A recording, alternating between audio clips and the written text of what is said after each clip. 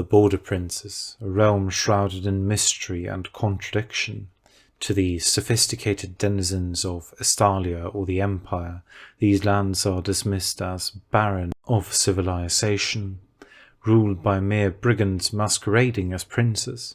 Yet such judgments betray a narrow understanding of urban life, for within the Border Princes lie walled towns, their grandeur rivaling that of famed cities like Margreta or Altdorf. However, these fortified settlements are not mere centres of commerce and culture, but serve as bastions of defence, where entire populations seek refuge in times of invasion.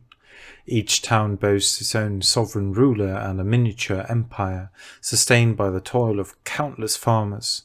Far from the bustling metropolises of other realms, these towns stand as a testament to the resilience and resourcefulness of their inhabitants. Indeed, the Border Princes embody a realm forged by ambition and adversity, colonized by daring adventurers and refugees fleeing the turmoil of dark lands.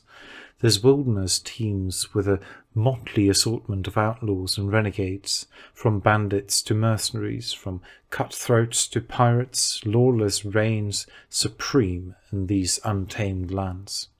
Yet beneath the chaos lies a harsh beauty, a rugged landscape where every patch of territory is fiercely contested. Here noble aspirations clash with primal instincts as petty princelings vie for dominance, while greenskin hordes and seafaring raiders threaten the fragile peace. In this volatile crucible of ambition and danger, survival is not guaranteed, but for those bold enough to seize it, the Border Princes offer a canvas upon which legends are born and empires rise and fall. As whispers of ancient civilizations weave through the windswept lands of the Border Princes, tales of conquest and upheaval echo across the rugged wilderness. Once, as it's said, the mighty Nehekaran Empire cast its shadow over these untamed frontiers, its settlements standing as monuments to a bygone era of dominance. Led by the indomitable Settra the Great, the Nehekarans carved their legacy into the very earth, claiming vast swathes of territory, including the wild expanse of the Border Princes. But even the mightiest empires fade into memory, and as the sands of time shifted, so did the fate of the Border Princes. In the dawn of the 1st century of the imperial calendar, the goddess Myrmidia, embodiment of martial prowess, rose among mortals to reclaim these constant lands. With an unwavering resolve, she sought to unite the fractured realms of the south under a single banner, birthing the Riemann Empire, a beacon of unity in a tumultuous age. Yet, amidst the ruins of fallen empires, echoes of elven wisdom whispered in the winds of change. Within the ancient city of Tinea, Myrmidia uncovered the enigmatic writings of the elf-scholar Galen, his intricate anatomical drawings captivating her divine gaze. Passing these treasures to the cult of her mother, Verena, Myrmidia unknowingly bestowed upon the empire a gift that would endure for millennia, shaping the very fabric of medical knowledge. As the shadows of empire waned, the Border Princes became a crucible of migration and strife. Human tribes fleeing the chaos of distant lands sought refuge within these untamed lands, while others braved the perilous journey through the Blackfire Pass, seeking new horizons beyond. Yet amidst the influx of humanity, the echoes of ancient savagery persisted, as green-skinned tribes vied for dominance over the contested territory. In the wake of the Battle of Blackfire Pass, Emperor Sigismund the Conqueror cast his gaze upon the untamed frontier, seeing not only land ripe for conquest, but also a bastion against the encroaching tide of greenskin menace. With sword and shield, he purged the land of its monstrous inhabitants, carving the province of Lichtenberg from the very heart of the Border Princes. Yet, even as his banners flew high, the seeds of new kingdoms lay scattered amidst the tumult, awaiting only the touch of destiny to flourish anew.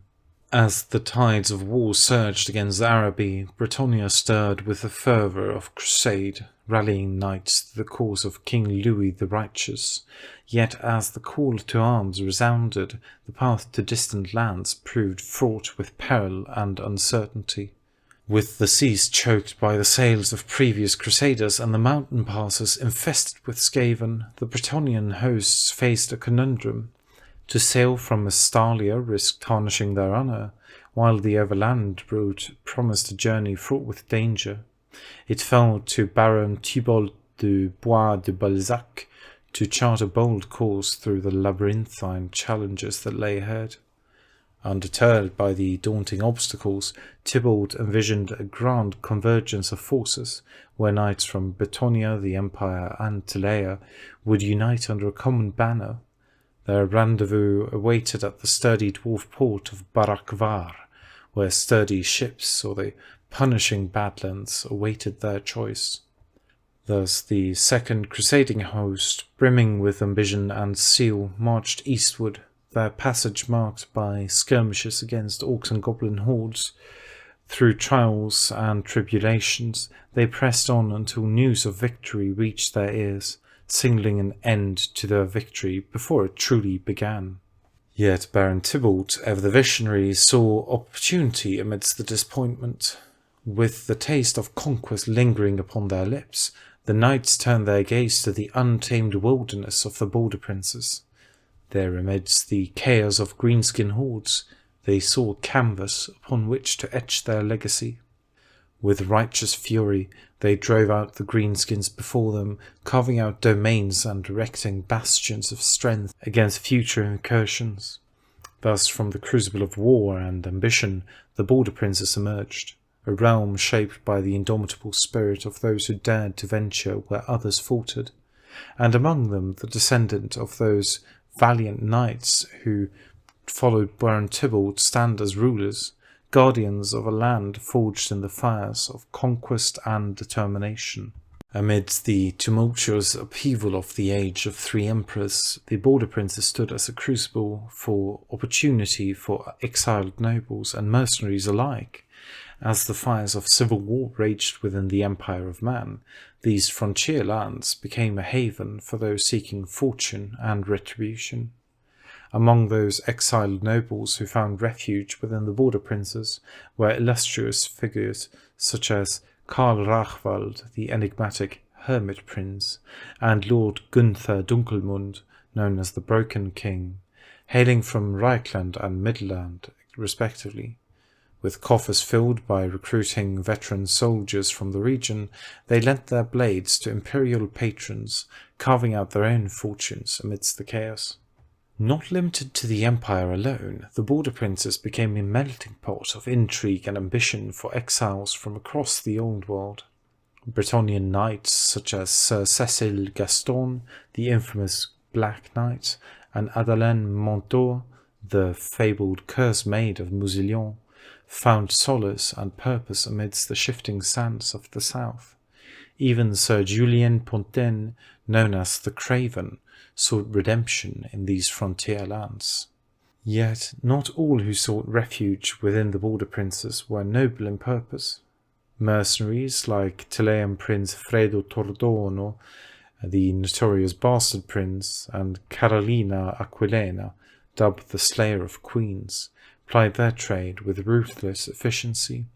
Estalian princes, epitomized by figures like Des Adolbana, the fearsome Bloody Baron, and Lord Fulma Ortega, known as the Don of the Red River, navigated the treacherous waters of intrigue with cunning and guile, their loyalty wavering only among their own kind.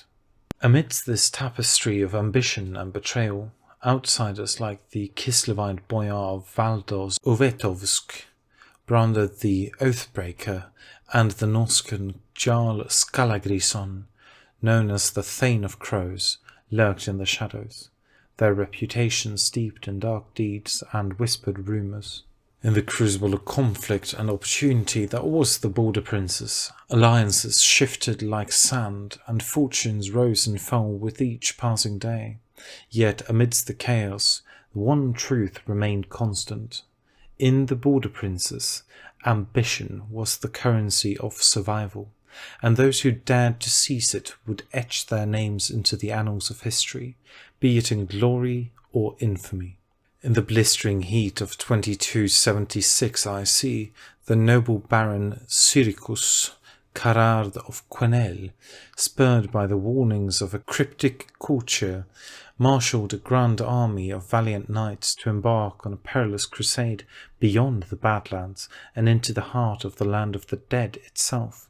Their target, the ancient and formidable Nehekaran king, Settra the Amaranthine, whose resurrection posed a dire threat to the realms of man. However, the ambitions of Carard and his brave companions were swiftly dashed upon the sun-scorched sands as they fell beneath the relentless onslaught of Settra's undead legions. Leaderless and outnumbered, the surviving knights found themselves driven into the inhospitable Badlands, where they stood defiant against the tide of darkness. In a desperate clash upon the highlands overlooking the Black Gulf, the Bretonnians, aided by divine intervention from the Lady of the Lake, achieved a hard-won victory over Settra. Yet their triumph came at a cost, for the slaying of the Tomb King provoked the wrath of Nehekara's imperious ruler, Settra the Unperishable. With swift and merciless retribution, Settra marshalled his skeletal legions to march upon the border princes, their objective clear, to crush all who dared defy the might of Nehekara. As news of the impending invasion spread, the frontier realm braced itself for the onslaught, rallying its defences and mustering its forces for the impending conflict. The first blows of Settra's wrath fell upon the northern shores of the Black Peninsula, where the settlements of Kassos and Thessos faced the full fury of the undead host. Yet in their defence they found unexpected allies, among the outcasts and mercenaries of the border princes, warriors hardened by years of conflict and driven by the promise of glory and reward. Despite their valorous resistance, the defenders could not halt the relentless advance of Prince Ptolethor's undead forces, who pressed onwards toward the formidable Citadel Buea. Meanwhile, beyond the borders of Bretonia, Sir Cecil Gaston, the renowned Worm-slayer, mobilized his forces in anticipation of the coming storm, calling upon his homeland for aid in the face of overwhelming odds.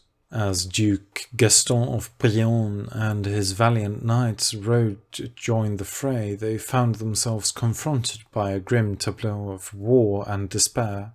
The skeletal ranks of Nehekara stretched endlessly before them, led by the malevolent presence of Neferakare, the Hierophant atop his dread bone dragon. Undeterred, the Duke led his forces into battle, his heart afire with righteous fury. With lance and sword they clashed with the undead horde, their every blow striking a blow against the darkness that threatened to engulf them all. And as the battle raged on, Duke Gastil spurred his mount into the fray, his eyes fixed upon the elusive figure of the Lich Priest, determined to put an end to the necromantic sorcery that fueled their foes' unholy ranks. As the Bretonnian forces surged forth, their thunderous charge echoed across the battlefield, striking fear into the hearts of the undead legions.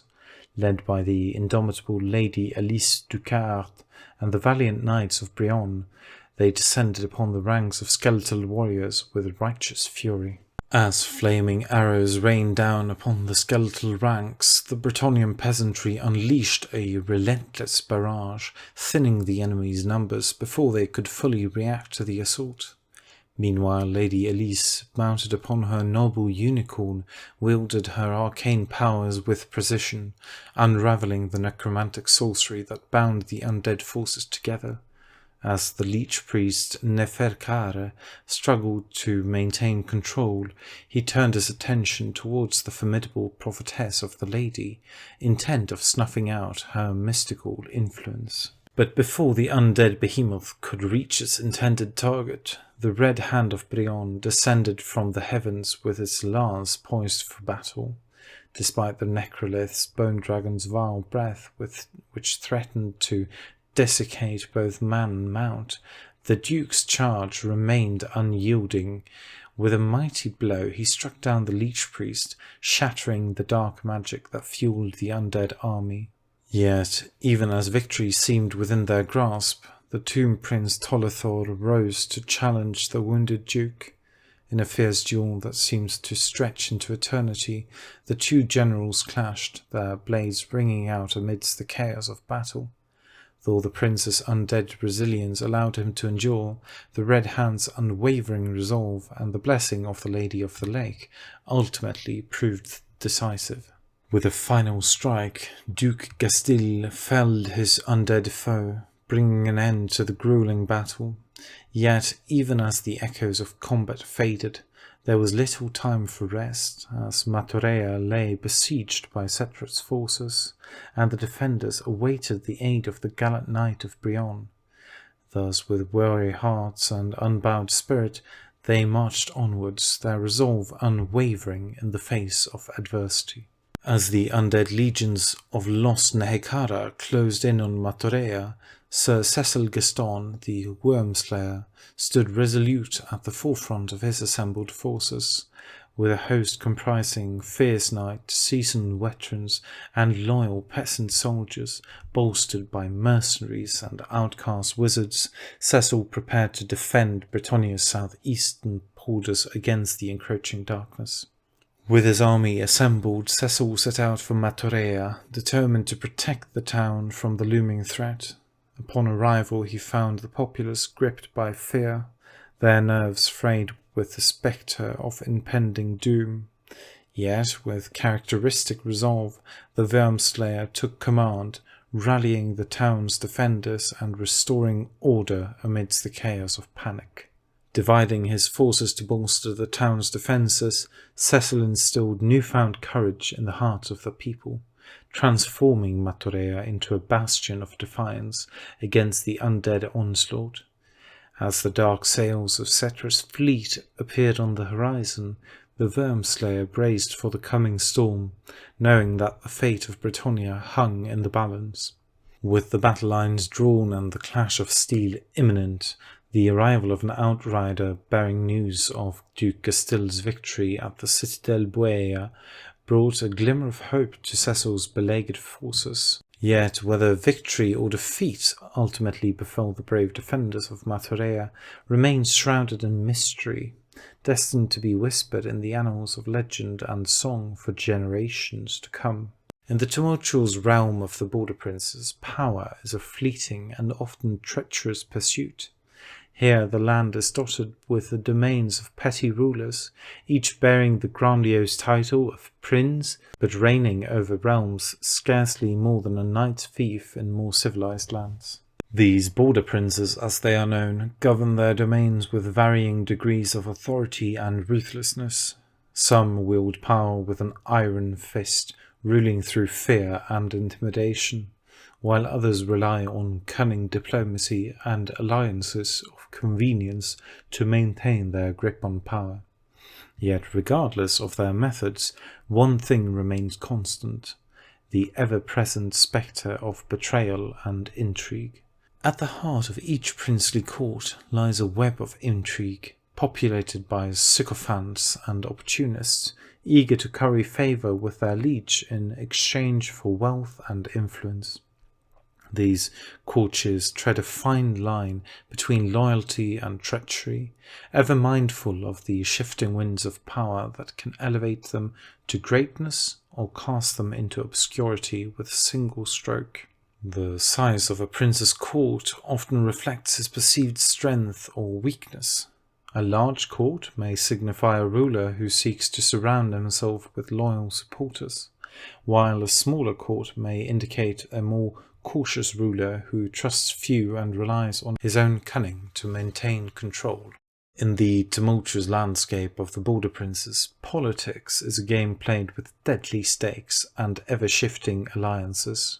While some princes may fancy themselves as engaged in international diplomacy, the reality is often far more localized. Indeed, the true currency of power lies in the intricate dance of relationships between neighbouring princes rather than in grandiose notions of statecraft on a global scale. In this volatile region, where titles of princes often belie the modest size of their realms, every interaction is fraught with potential danger and opportunity. A single misstep or miscalculation can spell the downfall of even the most powerful ruler, while a well-timed betrayal or act of cunning can elevate a minor lord to newfound prominence. It is this very fragility of power that lends an air of excitement to the politics of the border princes, but it also makes it a landscape fraught with danger and uncertainty.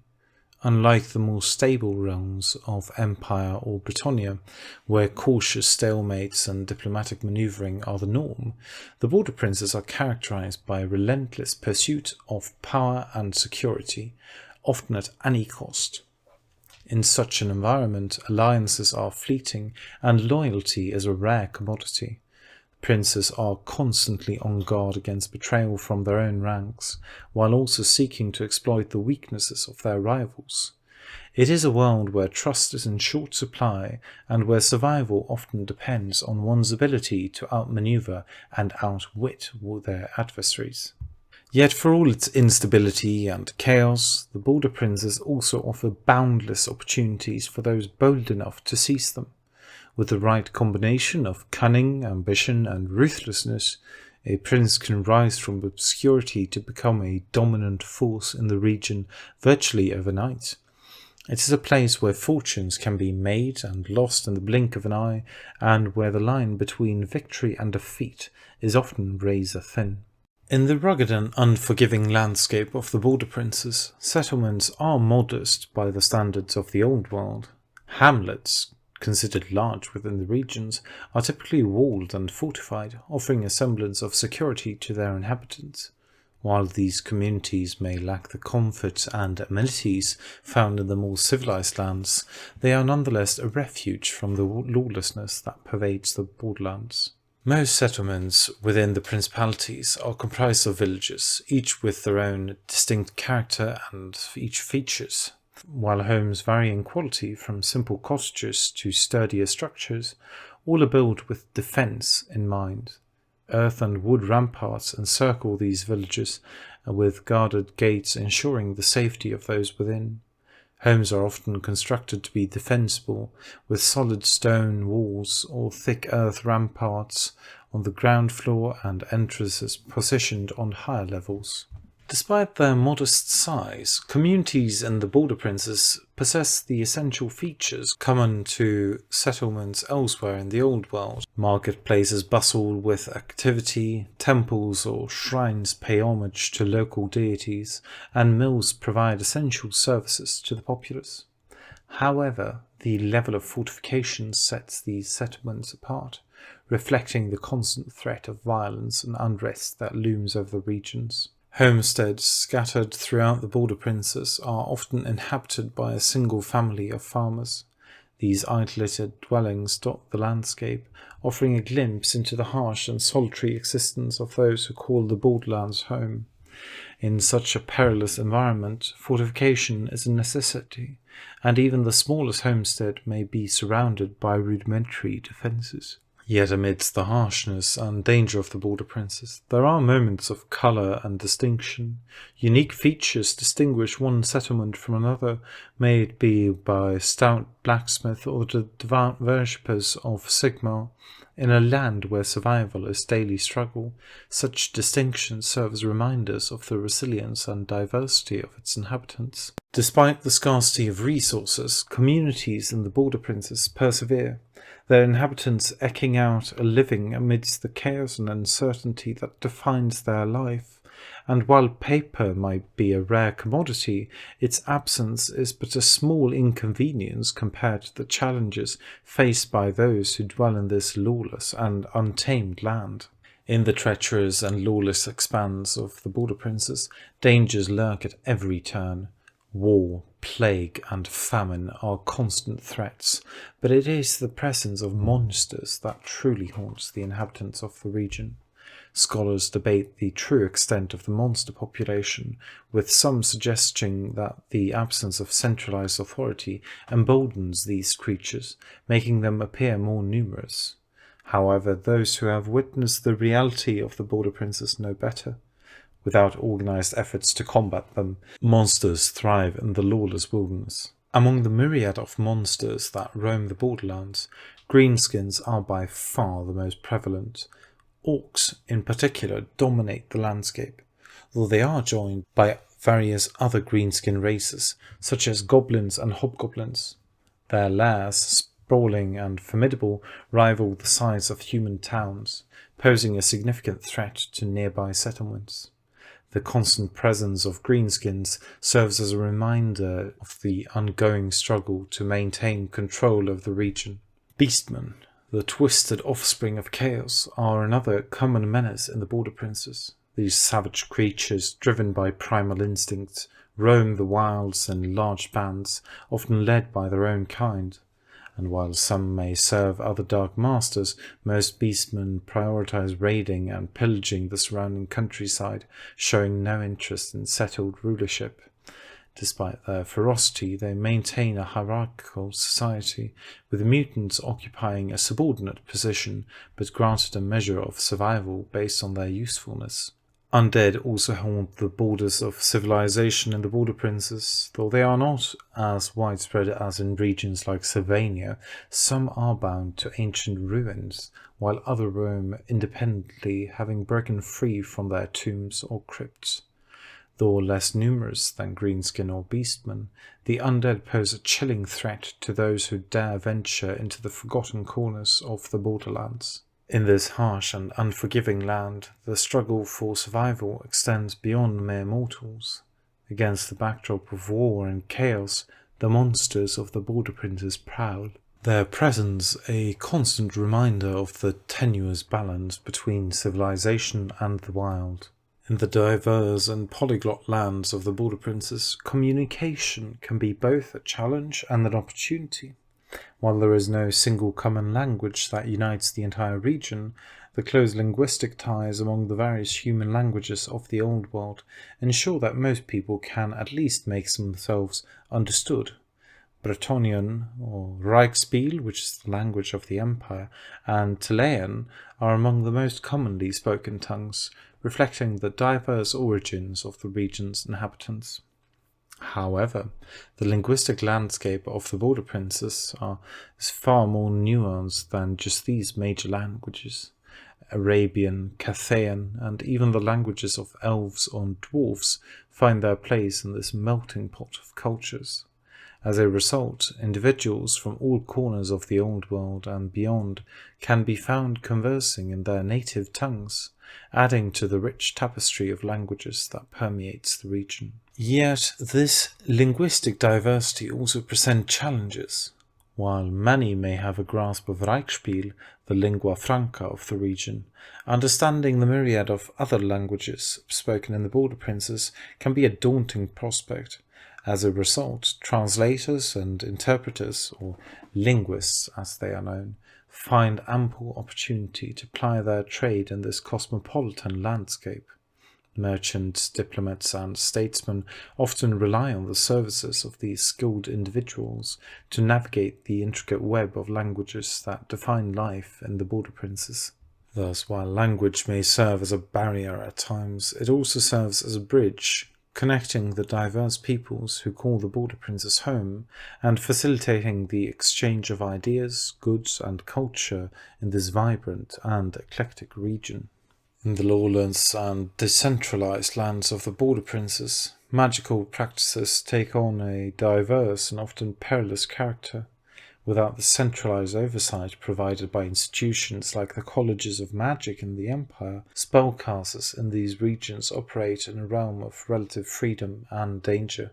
Many of the wizards found in the Border Princes are what some might call hedge wizards, individuals who wield their magical abilities for the benefit or detriment of their local communities. These practitioners are often self-taught or have received limited instruction, making them susceptible to the corrupting influence of chaos. Without the structured education and guidance offered by institutions like the colleges of magic, these wizards may struggle to control their powers or may even be drawn to forbidden paths such as demonology or necromancy. While some fortunate individuals from wealthy backgrounds may have the opportunity to travel to the Empire for formal magic training, such opportunities are far from mandatory. As a result, many aspiring wizards in the Border Princes are left to their own devices, seeking knowledge from whatever sources they can find, even if it means delving into grimoires prohibited in the more regulated lands. In the lawless expanse of the Border Princes, renegade spellcasters can find refuge and opportunity. Some princes see the presence of powerful wizards as a means of bolstering their own authority, welcoming them into their courts as valued allies or advisors.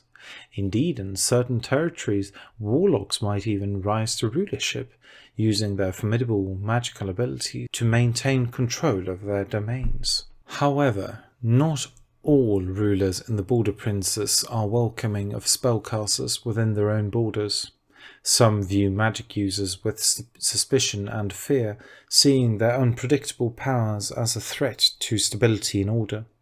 Trespassing wizards might find themselves facing swift and deadly retribution from rulers who perceive them as a danger to their authority or the safety of their subjects.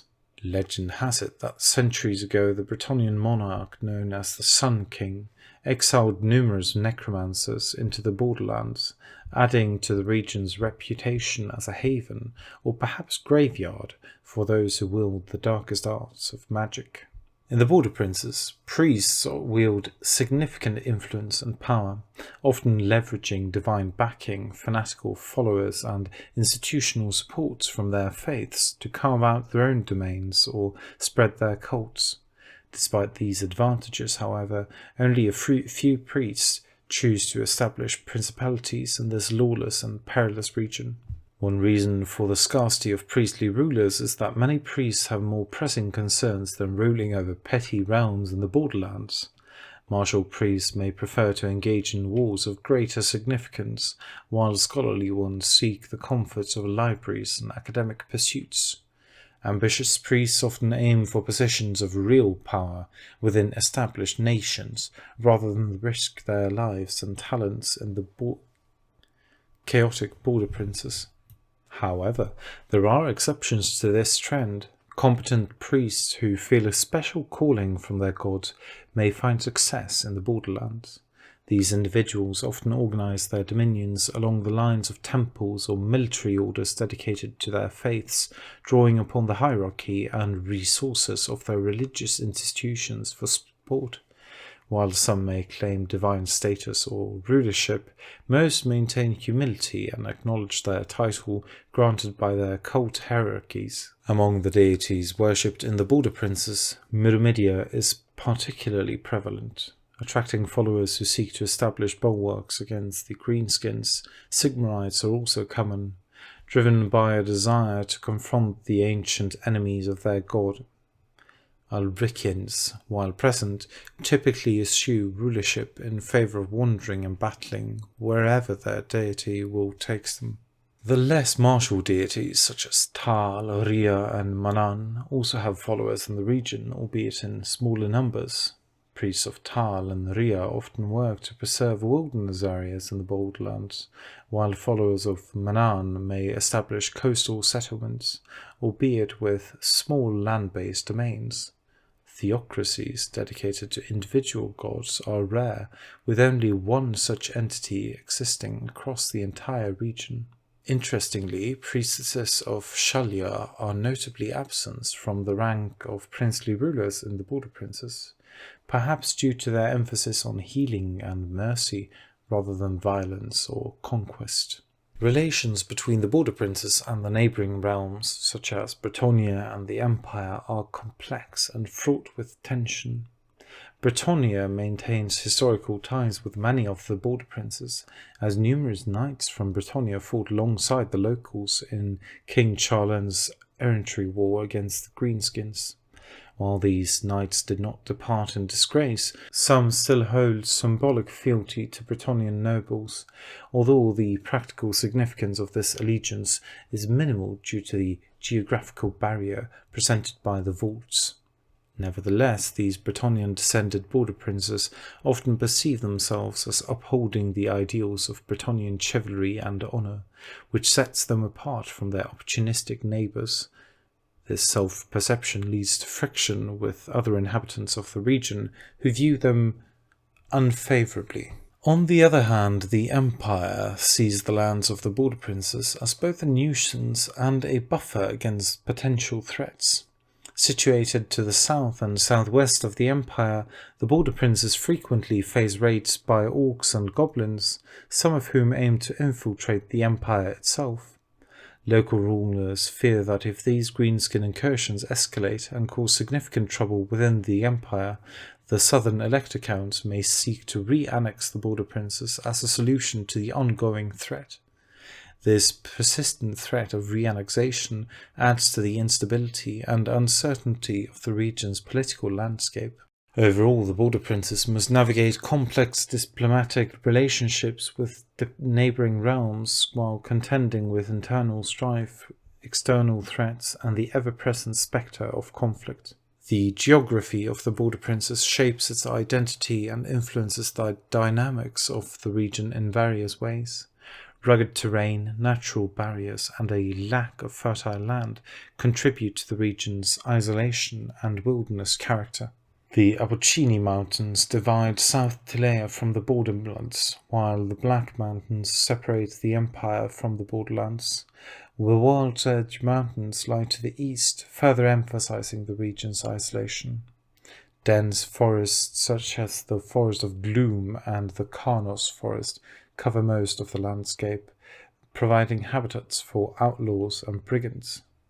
Rivers like the Blood River, Tanadante, and River Limnalla crisscross the land, providing both a lifeline for settlements and potential obstacles for travellers. Overall, the geography of the border princes presents a harsh and unforgiving environment, where survival requires resilience and adaptability.